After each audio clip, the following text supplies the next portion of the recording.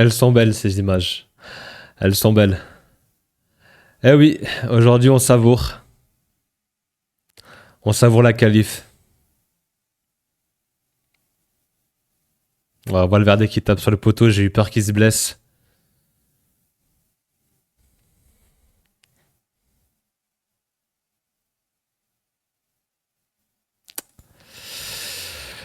Ouais, ouais les amis, j'espère que vous allez bien. Ici, on a passé une très bonne journée, on s'est réveillé en quart de finale. Certes, hier j'étais un petit peu à chaud et c'était un petit peu un débrief un peu négatif de par l'aspect, le contenu du match, la manière de la qualification. Mais aujourd'hui, voilà, à froid, on est quand même content de la qualif. Il y a des belles images, comme je vous ai montré. On va revenir un petit peu plus à froid sur ce match, tranquillement. Mais oui, dans l'ensemble, on est quand même content. Même si, voilà, ça s'est pas passé comme on le voulait, avec du beau football sur les 90 minutes. C'est parti au penalty. Il y a eu des polémiques, encore une fois. On va revenir gentiment un peu sur tout ça à froid. Donc ça avait commencé bah, dès le départ, hein, fallait pas rater le début du match les gars. Euh, ouais, au bout de 18 secondes de jeu, il y a un long ballon qui est dégagé.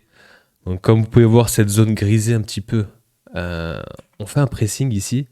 On a la moitié de l'équipe qui presse, je sais pas pourquoi à l'entame de match. Et tu te retrouves avec un trou au milieu de terrain. T'as Modric, Bellingham et Chouameni qui sont dans l'autre moitié de terrain. Asensio essaie d'intercepter comme il peut. Le ballon est redégagé, ça revient dans les pieds d'un joueur de l'Atlético. On l'écarte, il y a un bon appel dans l'axe.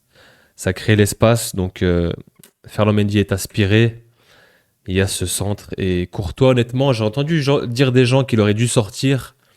Quand je revois les images, là, sur le centre, il peut pas se dire que... Là, il peut s'attendre à une frappe directe. Il peut pas se dire que ça va passer au travers des deux joueurs, honnêtement. Et c'est ce qui se passe. Et ouais, il est un petit peu cloué. Ça fait 1-0 au bout de 27 secondes.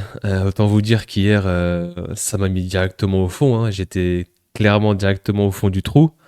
Tu commences le match de la pire des manières, hein, scénario parfait en fait. Tu laisses ce scénario parfait au Colchoneros. Derrière, t'as le Cholo qui lui reste calme, hein. Je suis désolé pour la qualité des screens, les gars. Vraiment, je suis désolé, hein. On voit un petit peu, mais voilà, c'est pas de la bonne qualité, autant pour moi. Mais le Cholo, tout de suite, lui qui sait. Il sait que c'est le Real Madrid, il sait qu'il faut se calmer, qu'il faut rester concentré dans ce match. Rien n'est fait. On était à 30 secondes de jeu. Bah, tout de suite, derrière, le plan de l'Atlético, bah, c'était de, comme on connaît si bien, de se mettre très bas, très très bas, très resserré. Et comme on peut voir ici, hein, je sais même pas si on peut dire c'est un 4-4-2, mais c'est vrai que bah, t'as zéro espace quoi, pour évoluer, pour jouer. Tu passes par les couloirs, mais même au niveau des couloirs, c'est bloqué. Il y a aussi cette. J'ai quelques screens ici qui m'ont un petit peu marqué. C'est Bellingham. Bellingham qui est ici, qui essaye de. Je sais pas pourquoi, il s'embrouille avec l'arbitre de touche. Peut-être qu'il réclame une touche, il me semble, quelque chose comme ça. Et on voit en fait, pendant une vingtaine de secondes, il revient en marchant. L'Atlético ressort le ballon et il revient en marchant. Il n'est pas concerné par la transition. Et ça, vraiment, ça m'a un petit peu vénère, pour le coup. Et ça, c'est des attitudes qu'on revoit souvent. On l'a pu voir avec Mbappé, justement, avec Vinicius, où il y a un moment donné, c'est Bellingham qui lui souffle une gueulante dessus. Et ouais, c'est des images que j'aime pas voir, honnêtement. Tu marches, en fait, tout le long. T'es pas concerné par le repli défensif. Et on l'a vu à plusieurs reprises, notamment avec Vini, avec Mbappé. Ça, c'est un réel problème de ce Real Madrid, et je le dis depuis assez souvent.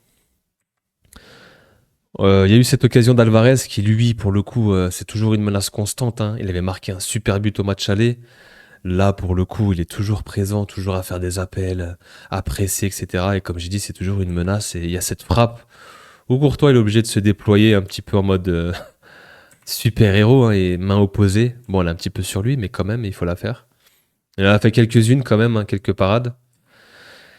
Et ouais, en deuxième mi-temps, on revient, on a toujours ce bloc resserré. Cette image, elle est assez parlante. Franchement, quand on voit, il y a cette ligne-là un peu, mais 1, 2, 3, 4, 5, 6 joueurs un peu en arc de cercle avec 3 devant. Vraiment, les gars, c'est... Certes, Mbappé, Vini, etc., les offensifs, les 4 fantastiques n'ont pas fait un grand match, mais quand on réfléchit, quand on regarde cette équipe de l'Atlético, les gars, ils savent défendre, hein, c'est un métier. C'est la meilleure défense de Liga et une des meilleures défenses de Ligue des Champions. Et c'est pas pour rien. Et c'est pas facile de les contourner, hein, et de les déjouer. Même si, bah oui, le Barça a réussi à en mettre 4, mais ils en ont pris 4. C'était un match ping-pong, un match décousu, mais pour le coup, c'est vrai que les Real Atlético, statu quo, pour faire la rime. Statu quo. Real Atlético, statu quo. Une victoire chacun et 2 matchs nuls. Les 2 matchs nuls en Liga et le match aller pour le Real, le match retour pour l'Atlético. Voilà. Ensuite, bon, bah, il y a un peu de brèche et quand il y a de l'espace, automatiquement, on a réussi à procéder en contre. Et là, tout de suite, bah, ça fait la différence. Quand je vois cette image, quand je vois Mbappé qui est lancé par Bellingham, il se retrouve en 1v2 avec beaucoup d'espace. Bah, il vient faire ce zigzag, pied droit, il rentre, il part extérieur, il rentre intérieur. Et là, ça fait très très mal l'anglais qui fait cette faute grossière, vraiment, avec ses bras, son pied, enfin, ça fait penalty. Malheureusement, ce sera pas converti par Vini qui envoie ce drop. Comme j'ai dit hier, pourquoi Mbappé le donne à Vini? Bah, il y a une hiérarchie, hein, il y a une liste de joueurs qui doit tirer les penalties. Donc Vini est en premier. Mbappé aurait pu le tirer, je pense aussi, mais voilà, il préfère le laisser à Vini pour tout ce qui se passe, tout le contexte, hein, avec le stade, les insultes, etc. Ça aurait fait une belle réponse. Malheureusement, c'est pas arrivé. Ouais, il est un petit peu déçu et tout de suite, Bellingham qui vient le consoler et le remettre d'aplomb, le remotiver, et lui dire que c'est pas grave, reste dans ton match et repart de l'avant. Ça a été compliqué pour Vini, honnêtement, son match. Je pense que voilà, c'est un joueur qui marche beaucoup à l'affect, qui réagit beaucoup émotionnellement. Et c'est sûr que ce qui se passe autour de lui, ça le touche, c'est obligatoire. Et forcément, ça le touche, mais dans le mauvais sens. C'est-à-dire qu'il répond de la mauvaise des manières. Il part dans des jeux un peu de soliste. Il essaie de faire la décision à lui tout seul, à essayer de dribbler trois quatre joueurs. Il perd le ballon. Et c'est ce qu'il a fait hier. Il a perdu beaucoup de duels. Et ouais, il prend ça un peu comme un défi personnel, comme un combat personnel. Et je peux le comprendre, hein, avec tout ce qu'il subit. Et du coup, bah, ça se ressent un petit peu dans son jeu aussi, malheureusement. Et il perd un peu son sens du collectif. Donc, au fur et à mesure du match, l'Atlético a perdu en intensité. Ils ont beaucoup donné en première mi-temps, donc du coup, ils sont un petit peu perdus en intensité, en rythme, à cause de ses efforts physiques. Mais c'est vrai qu'il y a eu il y a eu cette occasion où Correa qui part tout seul, et je vous avouerai que là, je me suis fait caca dessus, vraiment. Cette action, les gars, où il fait ce petit sombrero, il se remet sur son gauche, elle passe juste au-dessus. Là, franchement, j'ai vu la saison défiler. Là, je me suis dit, ça y est, ça s'arrête ici. Je repensais à tout, en fait. Il y a tout qui a défilé, la saison qui a défilé. La Ligue des Champions, éliminée par l'Atlético Madrid, en huitième. Catastrophique, un match catastrophique. Les gars, tous les signaux étaient rouges. Le penalty manqué, le penalty qui n'avait pas été sifflé à l'aller et au retour. Les quatre fantastiques qui sont dégueulasses. Un match vraiment immonde. Et je me suis dit, là, ça va être la crise totale. Et heureusement qu'il tire au-dessus. On est toujours en vie. Ça part en prolongation. Bon, bah, les prolongations, honnêtement, on était au-dessus. J'ai pas beaucoup de screens, mais on était quand même au-dessus. De par l'entrée de Kamavinga, l'entrée de Brahim. Comme j'ai dit, l'Atlético était très très fatigué. Et on arrive au péno. Et ouais, c'est Mbappé, franchement, qui prend la décision de tirer le premier. Mbappé, il y a eu cette action où il obtient le péno. Il y a eu ce retour aussi.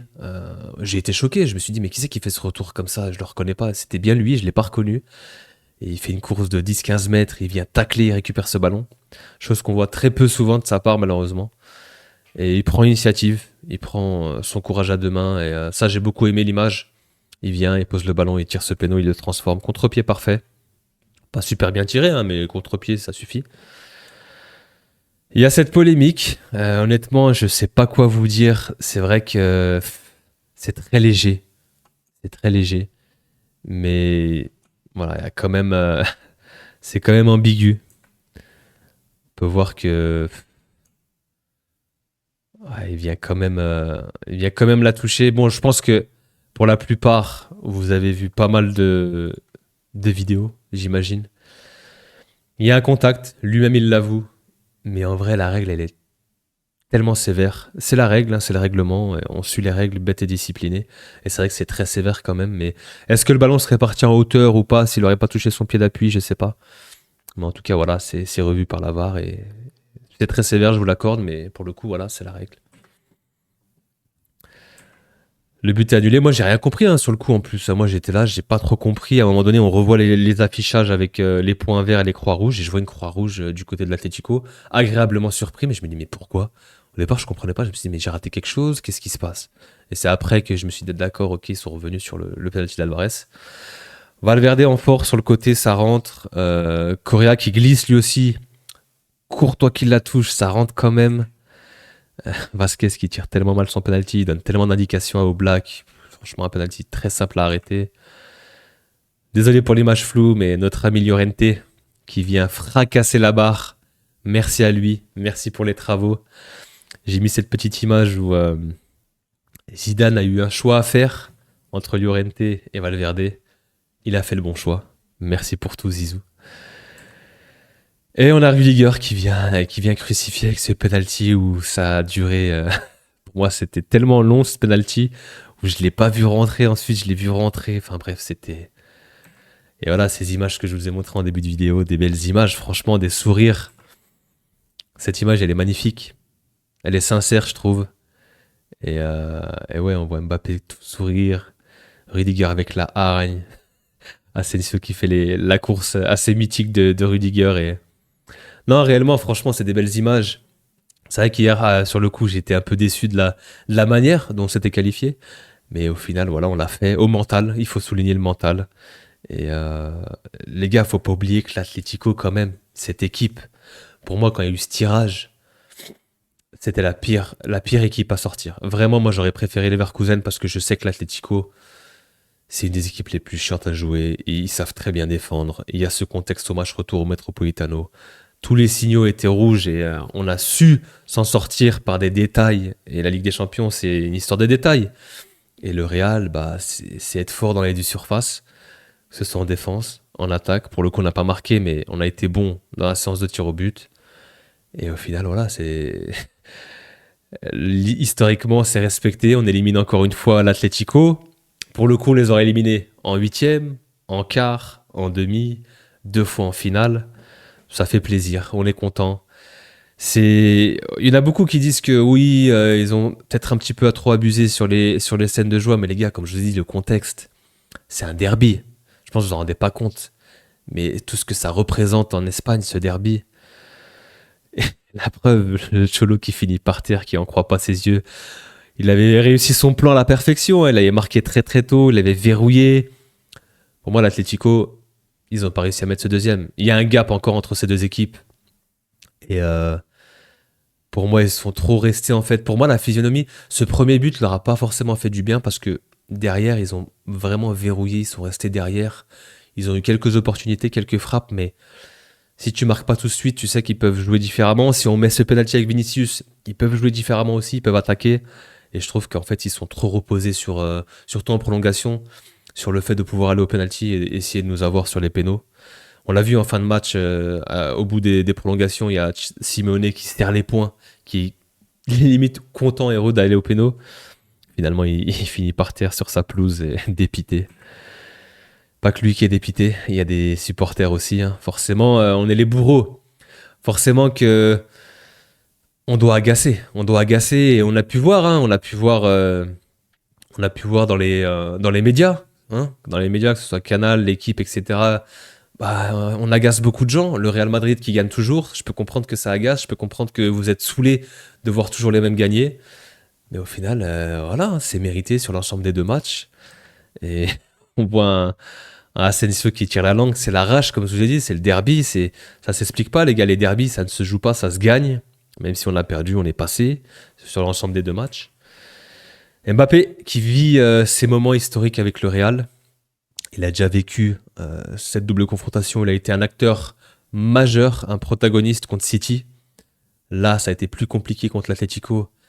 Et voilà, les moments un peu fous en Ligue des Champions, irrationnels, surréalistes, il commence à les vivre cette soirée. Et j'espère qu'il y en aura d'autres. Ça commencera par l'étape Arsenal. Et peut-être, pourquoi pas, sur son chemin, retrouver le PSG. Ça pourrait être fou, vraiment, pour le storytelling. Moi, j'aimerais vraiment. Et aller en finale contre l'Atlético, contre le Barça. Et taper le Barça en finale de Ligue des Champions, ce serait mon rêve ultime, vraiment.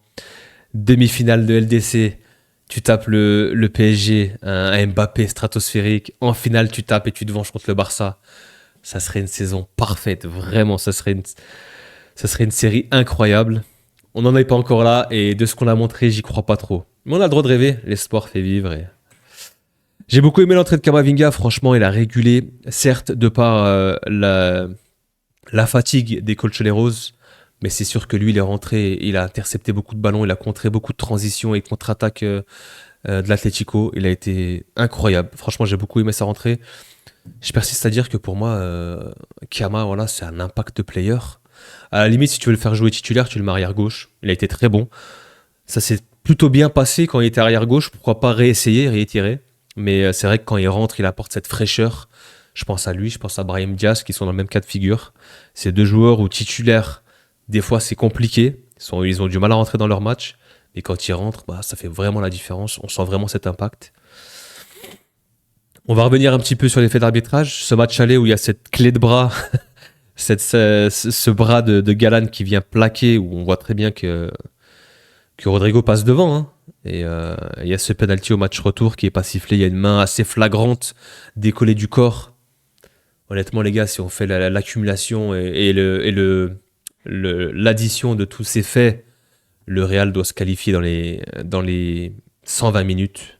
Qu'est-ce que je dis 120 minutes, pardon. Dans les 180 minutes, dans les deux matchs, il ne va pas y avoir de prolongation. Et honnêtement, voilà, il y a des faits de jeu où je sais pas pourquoi, des fois il y a des jugements, des interprétations à deux vitesses. À un moment tu siffles, à un moment tu siffles pas. Et pour le coup, il y a deux pénaltys oubliés. Clairement. Donc voilà, ce sera les quarts de finale pour le Real. On est toujours là, on est immortel. Ce sera contre Arsenal. D'un point de vue personnel, ce sera un match contre le beau-frère. De l'autre côté, ce sera PSG Aston Villa. Unai Emery qui retrouve le PSG. Asensio qui a été monstrueux, qui a mis un doublé, va retrouver le Paris Saint-Germain. Petit storytelling, des histoires dans les histoires, des matchs dans les matchs. De l'autre côté, on a des belles affiches aussi. Hein. Inter-Bayern, waouh, quel match. Et le Barça contre Dortmund. On avait vu ce match en phase de ligue et ça avait fait un très très beau match, 3-2 il me semble. Il n'y a que des beaux matchs les gars, à part peut-être Aston Villa, mais ils méritent d'être là, hein. Ils sont qualifiés. Ils ont battu Bruges, donc ils étaient dans le top 8, donc ouais, ils étaient directement dans les huitièmes de finale.